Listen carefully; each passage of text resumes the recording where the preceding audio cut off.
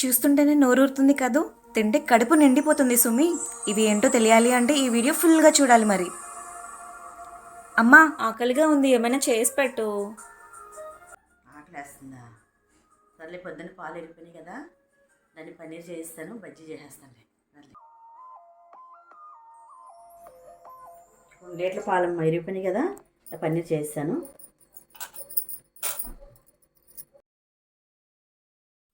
పాలు విరిగిపోతే కలకంద స్వీట్ ఒక్కటే కాకుండా ఇలా హోమ్ మేడ్ పన్నీర్ హాట్గా బజ్జీ కూడా వేసుకోవచ్చు. Healthy and tasty. అల్లం, వెల్లుల్లి, ధనియాలు, జీలకర్ర పేస్టు స్పూను, కారం spoon, garam masala 1/2 teaspoon, salt రుచి సరిపడా, ఇవన్నీ వేసేసి వాటర్ కలిపి ఆయిల్లో వేయాలి.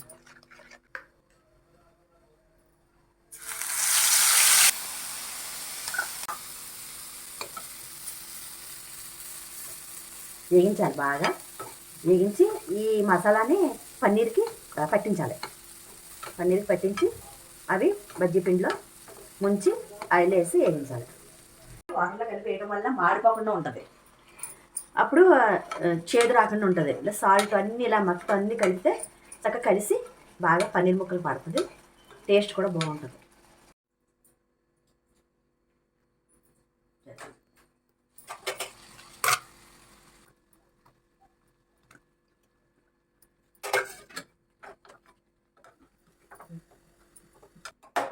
పిండి కలుపు, శనగపిండి కప్పు,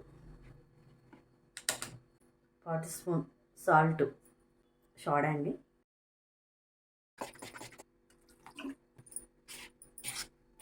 ఈ బజ్జీకి ఎలా ఉంటేనే సరిపోతుంది.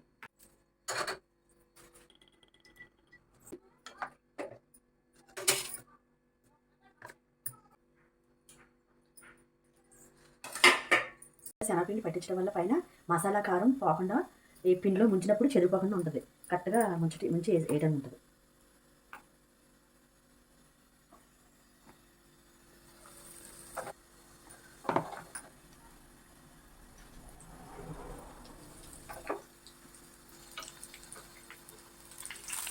ఇంకో స్పెషల్ ఏంటి అంటే అమ్మ డెబ్యూ వీడియో ఇది. సింగిల్ టేక్లో చేశారు.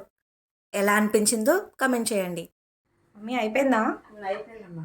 ఈ వీడియో కనుక మీకు నచ్చినట్లయితే ప్లీజ్ లైక్ చేయండి, షేర్ చేయండి. ఇంకా సబ్స్క్రైబ్ చేయకుండా చూస్తున్నట్లయితే please subscribe my channel. Thank you.